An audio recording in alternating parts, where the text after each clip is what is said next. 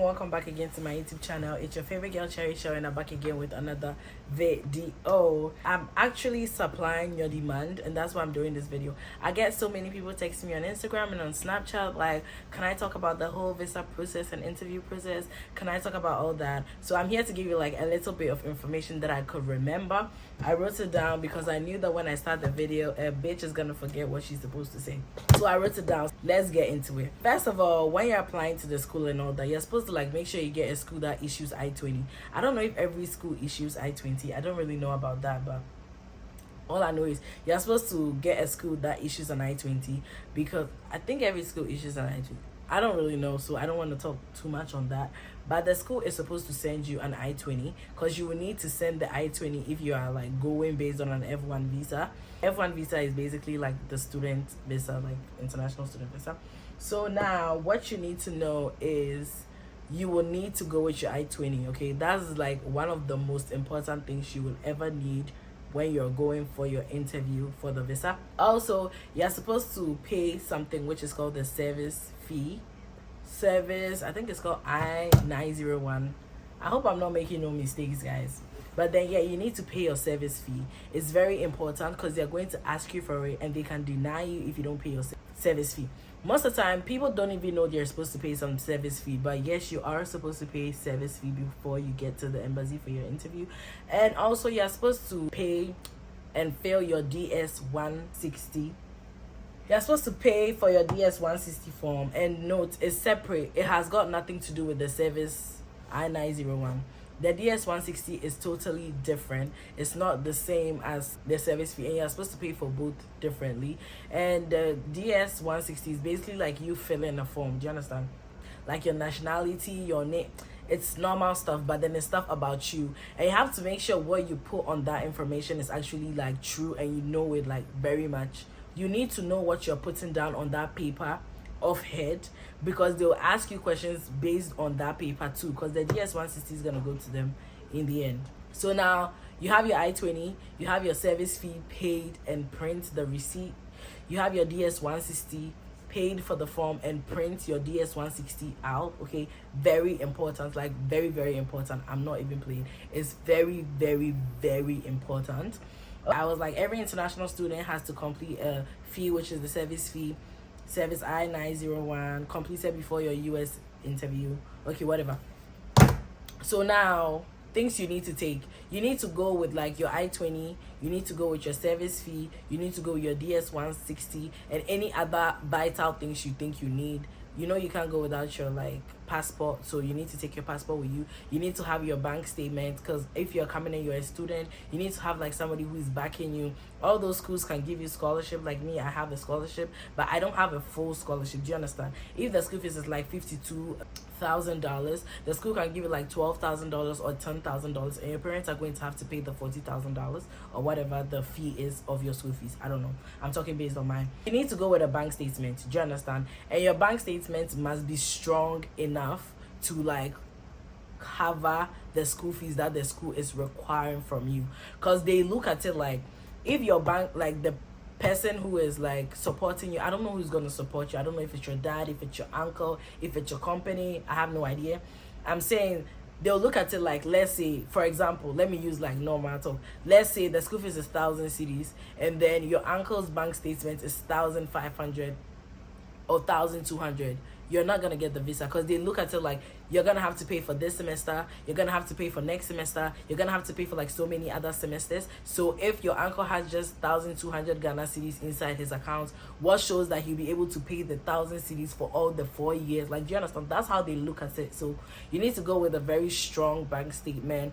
Doesn't mean fake it. It needs to be real, because truth be told, they actually sometimes investigate the bank statement. For instance, my issue, they did the same to me, because they were like, how can somebody in Ghana be making this amount of money? They need to investigate the bank statement. Okay, you need to have like a very strong bank statement. You need to go with your vital stuff. You already know this. Okay, maybe you don't know the stuff you need to go to, so let me just say, you need to have your transcripts. Like, you need to have everything from the school. Do you understand? the acceptance letter from the school, when the school sends you a letter to say, dear so and so, we are glad to let you know you've been accepted into this college, or whatever the school wrote on their acceptance letter. You're supposed to take your acceptance letter, your transcript. That's like if you're using a transcript, take your transcript. If it's SAT, you can take your SAT. Like, just take like all the papers you need, all the like papers you got from the school. Just to be on the safer side. They wouldn't even ask for all, and when you get there, don't give them any document if they don't ask you for the document. But like, I'm just saying, to be on the safe side, just take all of that, and make sure you don't forget your service fee. That's basically the most important. Service fee, DS-160, very important. Passport, I-20, bank statements, very, very important. And so yeah, so now I think you're set. I don't know if I left something out, but if I left something out and you're watching this video and you know that I left something out, kindly drop it in the comment section, so those who are going to watch this video will like have an idea before they get there. Now let's get to the going for like the interview and all that. If you're able to get somebody to prep you before the interview, that's very good. I mean, it helps a lot. I'm gonna try and prep you, but I don't know how to do that job, but I'll just try. And when you're going for the interview, you need to be formal. You can't like just, you know how it is to go for an interview, you know how it is to go for a job interview, you even know how it is when you're going for just a random presentation in your class. You know how you need to dress formal, because that's the rule. So you need to dress formal, or like not too formal, but you need to look formal. Maybe you get like your long sleeve shirt with your jeans, put on some shoes, classy, beautiful. Don't go dressing like you don't know what you're about. Like, don't act like you don't know what you're about. Act like you are very professional, even if you're not. Okay, you need to be professional that day. When you get there, you're supposed to try and be very confident, because like, you don't have to act like you don't know what you're saying. Okay, let's say you're like, you don't, your words, I don't know how to say it in English. I think it's fumbling or something. Guys, pardon me if my English is not making too much sense, because like, I don't really like English. You need to make sure you're not like fumbling. Is it fumbling? Whatever, you understand what I'm saying. You need to be very confident in your speech. Like, let's say, what's your name? My name is Michelle Grace Obino Abediakon. I'm from Ghana. I'm like, that's not what they're gonna ask you. I'm just giving an example. Okay, I'm from Ghana. I was born on the 14th of this. I attended this. Like, you need to be confident and know what you're about. It's not like when they ask you, what is your name? Michelle. It's gonna be like, that's not your name. Do you understand? Like, if you don't speak with like boldness and confidence, it's gonna be like what you written on the paper is not the truth, even if it's the truth. So like, no matter how scared you are, you need to like try.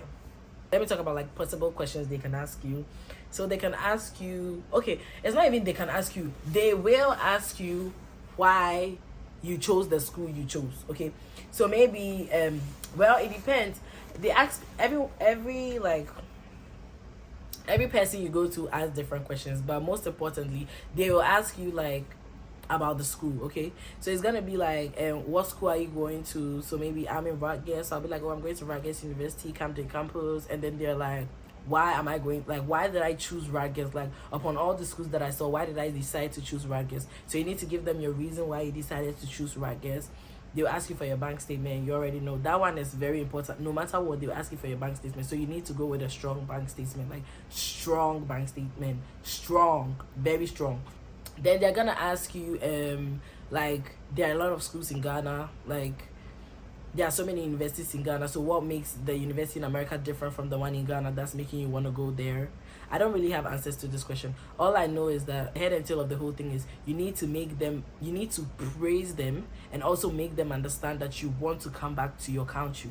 So you need to say whatever you're saying in such a way that they understand that you love their country, because like, they have a lot of resources and like, they're advanced, but then you just want to learn it and come back home and implement it in your country. You don't need to make it look like you want to stay there, because they don't want nobody who doesn't want to go back home. Okay, so you need to like, you get it, you need to talk in such a way that you need to keep involving your home. Like, oh, you want to go there for school, gather some knowledge, and come back home and maybe work in your dad's office, because your dad is a this, your uncle is a this. You need to get like some knowledge from there and come and implement it in his office so he can go far in his business, like those kind of stuff. I'm not saying say what I'm saying, I'm just saying like, I'm just giving you like an overview of how it's supposed to look like, because of how it's gonna sound like in their ears. What other question can they ask? They literally ask a lot of questions, not too much though. They can ask you, to be honest, I don't really remember. I don't really remember because they didn't ask me so many questions, so it's making it difficult for me to remember the possible questions. But the head and tail is, as for the school, they'll ask you a lot of questions about the school, and then they'll let you say like your date of birth and all those things that you wrote on the paper, and then they'll ask you if you have a relative over there. They'll ask you like if you have a relative over there, like do you know anybody over there, do this, where would you stay and all that. Basically you're supposed to stay on campus, so it's easier if you're actually staying on campus. You just gotta say, oh, I'm going to be on campus and stuff like that, so it looks like much more genuine and all that. Now let's fast forward to myself. So before my interview, I was really scared. It's okay if you feel nervous, it's okay if you're scared, it's okay. And it's not like I was scared because maybe they like bounced me once or something. They never bounced me. This was my first time going for an interview, and this was my first time going to the Ghana embassy, like for an interview to US. But like I was scared because I kept thinking, what if they bounce me? Because like that's the only story I keep hearing. Everybody's like, oh my god, if you go for the interview in Ghana, they don't give it to you, they this. So I was scared, very scared. I'm not gonna lie to you, I was scared as fuck. I'm not going to lie to you. When I got to the place for the interview and all that, when I was with my parents outside, and then it was my turn, like we went in groups. So when it was my turn, I went inside, like all the group, we walked inside, the blah blah blah, we went through the processes we're supposed to go through at the beginning. And all that time when I was sitting there, I was like, am I really doing this? I had just two things in my mind, okay? I felt like standing up and running away, like I'm not gonna do the interview again, I don't want to go again. And then on the other hand, I was like, really, Michelle, did you come this far to give up? And like I was thinking about my sister, because my sister is over here and we'll be talking about it for a long time, and now finally the chance is right in front of me, and I want to just run away from the chance. So I was thinking about it. I was like, Anne-Marie is gonna be disappointed in you, Anne-Marie is gonna be disappointed in you, Anne-Marie is gonna be disappointed. It kept ringing bells in my head. I was like, oh my god, I don't want to disappoint Anne-Marie. So maybe you need to look at something to focus on to motivate you to do it. Maybe look at the fact that you are going to be the first person in your like family to go to the US and study and get like, so put in your mind that you can do it. You're going to be the first person, you're going to open the way, you're going to this, you're going to this, you're going to this. There's so many things you can put in your head to motivate you, so just motivate yourself. Now I got inside and I reached the place where we have the people who are inside for the interview, whatever. I don't know what they called, so I don't want to say anything, but I was like, there were like people in front of me, and the people in front of me were going to some lady on the far right. She's light skinned, and every single person who went to her, she said, I'm sorry, you're not eligible for this visa, come again next time, come again next time. So that was when I got scared again, because I was already scared. I motivated myself, I was not too scared again. Now finally I got inside with all the vim in me, and then I see this woman like bouncing every single person who is coming to her, and I'm like, oh shit. And she was asking so hard questions, like example, let's say you chose Rutgers University, right? Okay, what is your reason for choosing that school, and what do you think the school can impact in you to make? She wasn't even asking a straightforward question. And the people who were speaking to, it's like they were speaking like it was scripted.